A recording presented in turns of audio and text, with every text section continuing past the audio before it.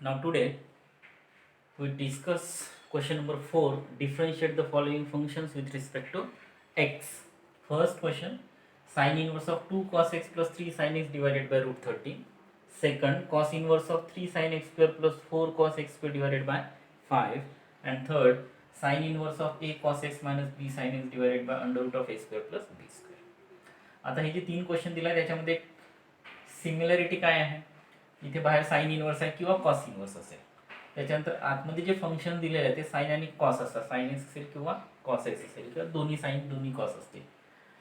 तर दोन्ही साइन नसणारच आहेत, सिंपल साइन आणि कॉस असेल.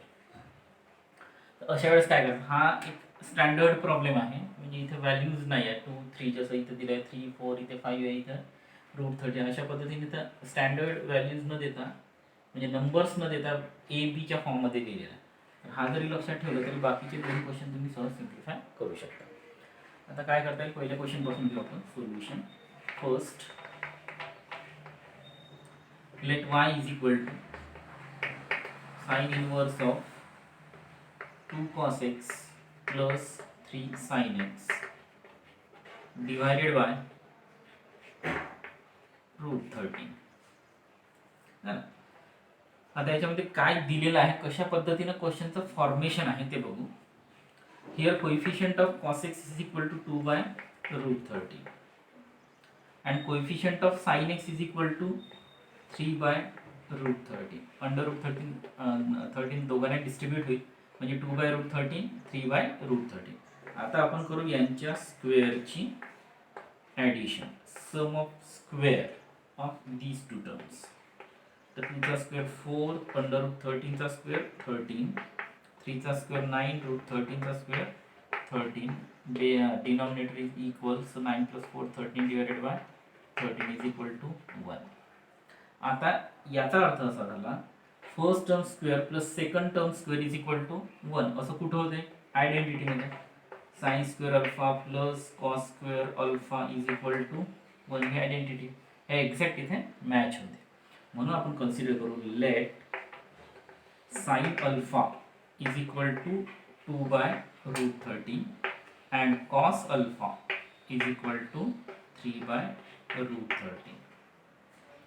समजा हे डायरेक्ट समजलं आहे त्याला डिस्ट्रीब्यूट करून सुद्धा लिहू शकतो. साइन इनवर्स ऑफ असं लिहिता येईल याला, 2 by root 13 cos x plus 3 by root 13 sine x, हे असं लिहू शकतो.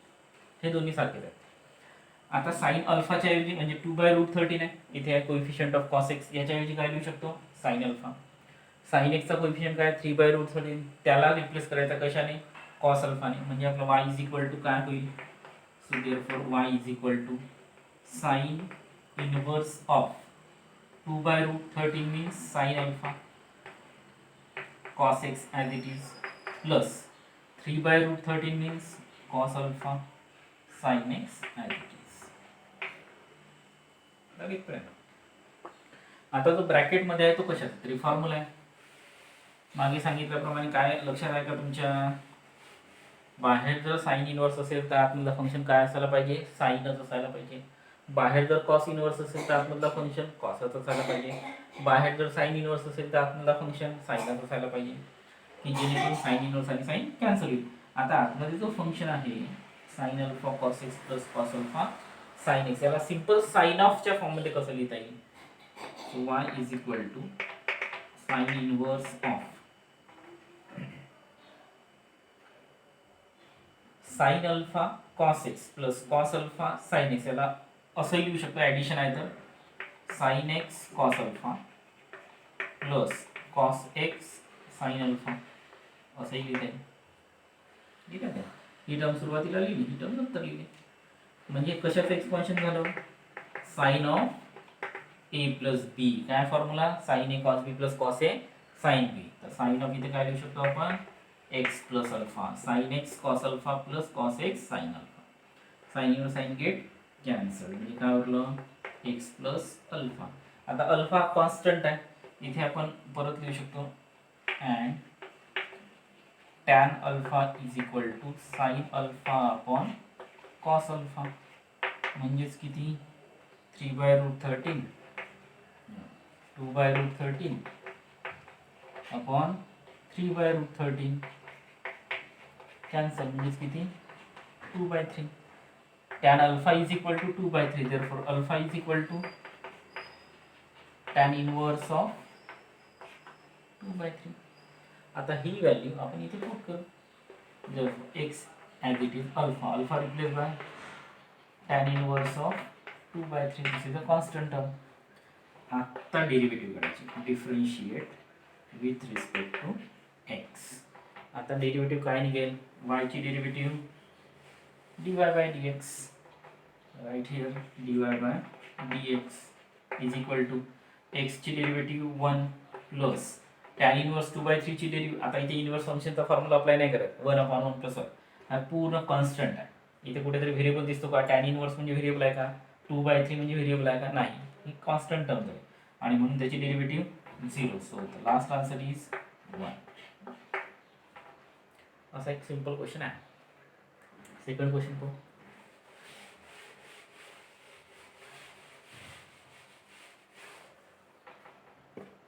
cos inverse of let y is equal to cos inverse of 5 distribute केलं तर 3 by 5 sin of x square plus 4 by 5 cos of x square ठीक आहे इथे तीच कंडिशन आहे 3 by 5 whole square plus 4 by 5 whole square is equal to 9 by 25 plus 16 by 25 म्हणजे किती 25 by 25 is equal to 1 हे कंडिशन सॅटिस्फाय होते a square plus b square is equal to 1 म्हणजे a is equal to sin b is equal to cos sin square plus cos square is equal to 1 so let sin alpha is equal to first 3 by 5 and cos alpha is equal to 4 by 5 असं लिहू शकतो ना इथून आपण अल्फाची value काढू शकतो tan alpha is equal to sin alpha upon cos alpha 3 by 5 upon 4 by 5 5 cancel म्हणजे 3 by 4 so therefore alpha is equal to tan inverse of 3 by 4 y is equal to काय मिळेल cos inverse of 3 by 5 replaced by sin alpha sin of x square plus 4 by 5 replaced by cos alpha cos of x square आता हे कशाचं expansion आहे किंवा पहिल्यांदा standard form मध्ये मग फॉर्म्युला अप्लाय करा किंवा ज्याला डायरेक्ट समजतं त्याने डायरेक्ट फॉर्म्युला अप्लाय करा sin x square sin alpha plus cos x square cos alpha असं लिहू शकतो cos of a plus b चा formula cos of a plus b cos a cos b minus sin a sin b आणि cos of a minus b चा formula cos a cos b plus sin a sin b तर पहिल्यांदा आपण cos ची term घेऊ cos x square cos alpha plus sin x square sin alpha असं लिहिता येईल म्हणजे ह्या काय झालं cos inverse of this is expansion of cos of x square minus alpha cos of a minus b चा formula cos a cos b minus आहे म्हणून plus sin a sin b here a is equal to x square b is equal to alpha म्हणजे cos x square cos alpha minus आहे म्हणून plus sin x square sin alpha आता cos inverse आणि cos cancel बाहेर जो function असेल तो आतमध्ये यायला पाहिजे इथे cos इनवर्स आहे म्हणून cos आतमध्ये यायला पाहिजे असं आलं की कॅन्सल होऊन जातं काय उरलं x स्क्वेअर मायनस अल्फा आता याची डेरिव्हेटिव्ह काढता येईल y is equal to x square minus alpha x square as it is minus alpha म्हणजे किती काढलं होतं आपण tan inverse of 3 by 4 so differentiate with respect to x we get dy by dx is equal to x square ची derivative twice x आणि हा constant term आहे constant ची derivative 0 so this is the final answer now last question here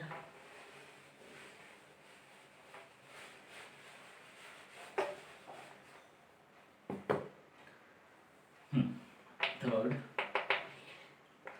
y is equal to sin inverse of a cos x minus b sin x divided by under root of a square plus b square. So coefficient of cos x, that is a upon under root of a square plus b square. Coefficient of sin x, b upon under root of a square plus b square. यांच्या स्क्वेअरची addition करून टाकू. a स्क्वेअरच राहील, square root cancel, a square plus b square, b चा square म्हणजे b square, square root cancel म्हणजे a square plus b square. Denominator is same, addition of numerator, that is a square plus b square upon a square plus b square, both are same, so cancel. म्हणजे आपण काय consider करू शकतो, late sin alpha is equal to a upon under root of a square plus b square, and cos alpha is equal to here b upon under root of a square plus b square. म्हणजे sin square alpha plus cos square alpha is equal to 1. आता अल्फाची value काढून टाकू. tan alpha is equal to sin upon cos, denominator सारखा cancel, so a by b, so alpha is equal to tan inverse of a by b. Constant term आहे. आता ह्या value इथे आपण substitution वापरून टाकू. इथे काय मिळेल,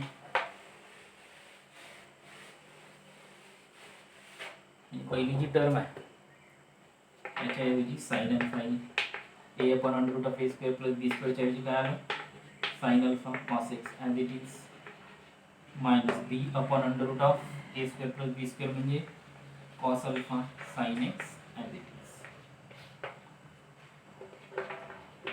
साइन इनवर्स ऑफ. आता इथे सबट्रॅक्शन आहे त्याच्यामुळे हे इंटरचेंज करता येणार नाही, ते तसंच ठेवावं लागेल. तर हा कशाचं एक्सपान्शन असेल, sine of, sine cos cos sine mix आहे म्हणजे साइन ऑफचं एक्सपान्शन आहे.